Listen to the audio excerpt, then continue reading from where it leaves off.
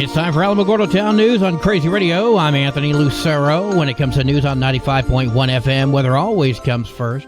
Santa Ana winds and very low humidity will result in critical to extremely critical fire weather conditions continuing across Southern California. Widespread heavy to excessive rainfall is forecast from the Gulf Coast up to the East Coast, leading to scattered flash flooding. In the interior Northeast, heavy rain combined with snow melt could create rises on area streams and rivers. Closer to home, coldest temperatures of the season are now in our rearview mirror. Dry weather will continue with relatively light breezes. Temperatures are going to rebound to warmer conditions starting tomorrow through the weekend. We'll have another look at the weather following this news. The Alamogordo School Board held a special meeting last night to decide whether to take action to proceed with the superintendent search. Currently, Michael Crabtree serves as the interim superintendent of Alamogordo Public Schools. For the board to take action on whether to proceed with a superintendent search. That motion was carried and the search continues. Alamogordo Daily News editor Elva Osterreich spoke about Steve Pierce passing the torch and Amy Barella taking the top seat of the state Republican Party. Our own Otero County Commissioner, Amy Barella, has been chosen to replace Steve as the state Republican Party chair. Pierce had decided it was time for him to step back from the position and, at 77, will be focusing on home and family for a while. He said service in Washington and as party chair has taken a lot of time away from home, and he will be catching up on relationships. And he said that's always invigorating. You can hear that conversation in full on the KRWG website. The Mescalero Apache tribe announces that dividend checks will be distributed today and tomorrow from 9 until 4, both days in the gymnasium at the Mescalero tribal offices. Out-of-town tribal member dividend checks will be mailed out tomorrow. If you need an address change or are going to be traveling in from outside the area to pick up a check, you got to contact the tribal finance office before noon tomorrow. If you don't call, those checks are going to be mailed. Please be advised that traffic lights at the intersection of East 10th and White Sands will be shut down today from 8 till 5 due to a traffic cabinet replacement. The intersection will become a four-way stop for the duration of the traffic cabinet replacement. Please be advised that the traffic lights at the intersection of East 10th and College will be shut down tomorrow from 8 to 5 due to the replacement of a mast arm on the southeastern side of the intersection near Dollar General. The intersection will become a four-way stop for the duration of the mast arm replacement. The Alamo Senior Center presents the Holiday Craft Fair. That's happening this Thursday from 9 until 1. Arts, crafts, jewelry, and a whole lot more. That's at the Alamo Senior Center, 2201 Puerto Rico, 575-439-4150 for details. The 4th annual Santa in the Basin is happening on Saturday, December 14th, from 1 until 3 at the Tularosa Community Church. That's 101 Central. Santa in the Basin is a partnership of Santa on the West End. And we are an organization that helps give Christmas to the less fortunate kids and their families. We are dedicated to helping children in need at Christmas time. So what we do is we put on this event down in New Mexico in Tularosa. We decorate like a gingerbread house. Everything is all decorated nice and neat. They get to see Santa and Mrs. Claus. They get a gift, a filled stocking. We have cookie decorating. We have go fishing. We have entertainment. We have music. We have hot dogs and popcorn and hot chocolate. To make a donation, please visit SantaOnTheWestEnd.com. If you have any questions, call Mary Barunda, 520-508-2196, or email santainthebasin@gmail.com. Toys for Tots is accepting gifts as we speak. You can give a little joy to our local children. Drop off your unwrapped toys at Tularosa Basin Regional Dispatch, the Otero County Sheriff's Office, the Alamogordo Police Department, and the Otero County Administration Office. Donations are accepted now through the 20th.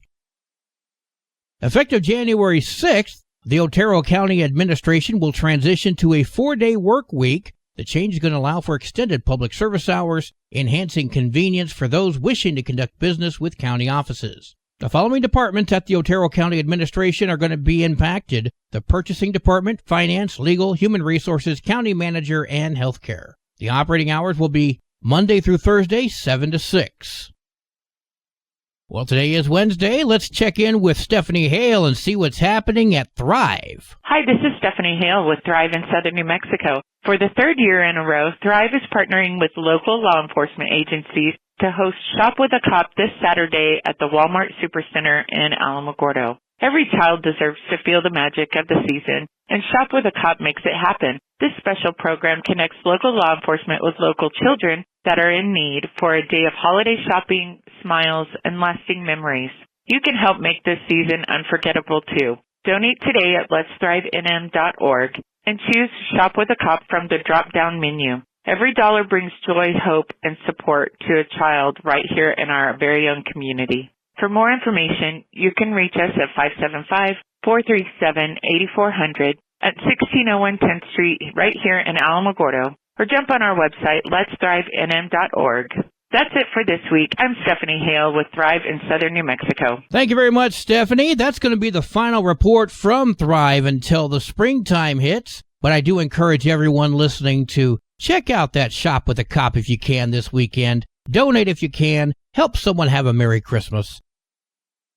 News from around the state in just a moment. This is Alamogordo Town News on Crazy Radio. I'm Anthony Lucero. Local news from local perspectives, from local voices. AlamogordoTownNews.org. Local sports, local events, and local happenings and more. Nonprofit owned and operated by Second Life Media. We are Otero County. AlamogordoTownNews.org. Heard daily on Crazy KALH Radio 95.1. Directory Plus is the right size book. It's the book if you need a phone book. That's what just one person has to say about Directory Plus. With its red cover, features, colorful yellow pages, and lots more, it's no wonder people all over use Directory Plus. It has so much more information. You can cross-check phone numbers or addresses or pretty much anything. Look on the plus side, Directory Plus. I'm a big fan of Directory Plus. Another former New Mexico State University men's basketball player allegedly involved in a hazing and sexual assault case accepted a plea deal in the Donna Ana County 3rd Judicial District Court yesterday. Kim Aiken Jr., who made an appearance over a video call, agreed to plead guilty on 2 felony counts of false imprisonment and 1 felony count of conspiracy to commit false imprisonment. Aiken Jr. is one of the 3 former NMSU men's basketball players from the 2022-23 team who are accused of holding younger players and student staff against their will while they violated them. Alleged acts include multiple incidents in which they were forcibly restrained and violently grabbed the genital area. A suspect has been arrested following a weekend shooting in Chaves County. Roswell police said an argument led to a man being found shot outside a home. Police arrested 20-year-old Nehemiah Horton. He faces charges of aggravated battery and tampering with evidence. The victim was hospitalized, but condition is yet unknown. The Roswell Police Department said Horton gave the firearm used in that shooting to another person.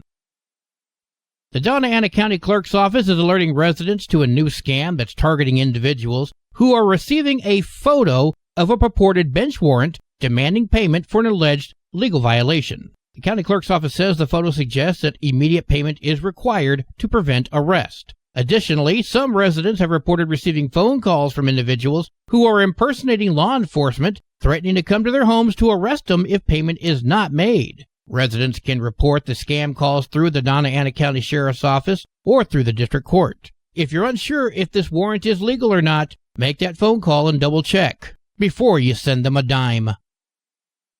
Efforts by New Mexico to save and invest portions of a financial windfall from local oil production are paying off as state government income on investments surpasses personal income tax collections for the first time. General fund income from the state's 2 multi-billion-dollar permanent funds and interest on Treasury accounts is expected to climb to $2.1 billion for the fiscal year between July 2024 and June 2025, surpassing $2 billion in revenue from personal income taxes. The investment earnings are designed to ensure that critical programs, ranging from child care subsidies to tuition-free college and trade school education, endure if oil income falters amid a possible transition to new sources of energy. This year's income bump leaves room for an additional $892 million in state spending in the coming fiscal year, which is a 7% increase. State income is forecast to exceed the current bedrock annual spending obligations by $3.4 billion. Well, they've filled hundreds of jobs since the summer, but hundreds more remain vacant for one of the state's most scrutinized agencies. Weeks away from the next legislative session, lawmakers are getting an idea about what New Mexico's Children, Youth, and Families Department says they need to boost their workforce. It's been a really busy year for CYFD. Teresa Casados, Cabinet Secretary of CYFD, speaking with KRQE, she went on to say that the agency has seen some success, including the addition of more foster families, licensing 124 new non-relative foster homes and 324 relative foster homes since January. They've also seen success in juvenile justice. We have a 90% rate of satisfactory completion for all formal and informal probation clients. Casados did have to concede, however, that the agency still struggles with recruiting and retaining workers. They've hired 207 new employees since July, but right now they have 250 positions still open. They're advertising the positions online and even going out of state to recruit. They're even considering the possibility of providing J-1 visas for social workers from other countries. CYFD is requesting $412.7 million for the next budget, which is a 6% increase. They currently have more than 2,000 kids in their care. Sports and weather are coming up next. This is Alamogordo Town News on Crazy Radio. I'm Anthony Lucero. They are role models and educators. Their work requires a great deal of time and energy for very little pay. Who are these unsung heroes? Thanks, Coach. Thanks, Coach. The simple truth about education-based athletics in New Mexico is this. Without a committed team of coaches and administrators, they just wouldn't be possible. School sports, they bring out the best in all of us. This message presented by the New Mexico Activities Association and the New Mexico Athletic Directors Association. There are 6 games for New Mexico girls basketball today and 6 games for New Mexico varsity basketball. Nothing's near home. Your Crazy Radio spot on weather forecast for the Tularosa Basin today calls for mostly sunny skies, mostly cloudy tonight, mostly cloudy tomorrow. Your high today in the basin, 52, low tonight of 32, high tomorrow, 57 degrees. In Cloudcroft, mostly sunny today, mostly cloudy tonight, mostly cloudy tomorrow, winds gusting as high as 18 miles per hour. Your high today in Cloudcroft, 40. Wind chill's going to make it feel like it's 11. Low tonight of 25. Wind chill's going to make it feel like it's 21. High tomorrow, 44. Wind chill's going to make it feel like it's 22 degrees. Local breaking news can be found on our website, alamogordotownnews.org, and learn more about Crazy Radio by visiting kalhradio.org. Also, check out the Crazy KALH Radio YouTube channel. That's where we post our daily newscasts, complete interviews, and other information which concerns everyone in the Tularosa Basin. Be sure to give this video a like and subscribe to our channel if you've not done so already. That way you too can remain informed of the goings-on in the Tularosa Basin. Well, that concludes today's edition of Alamogordo Town News on Crazy Radio. I'm Anthony Lucero.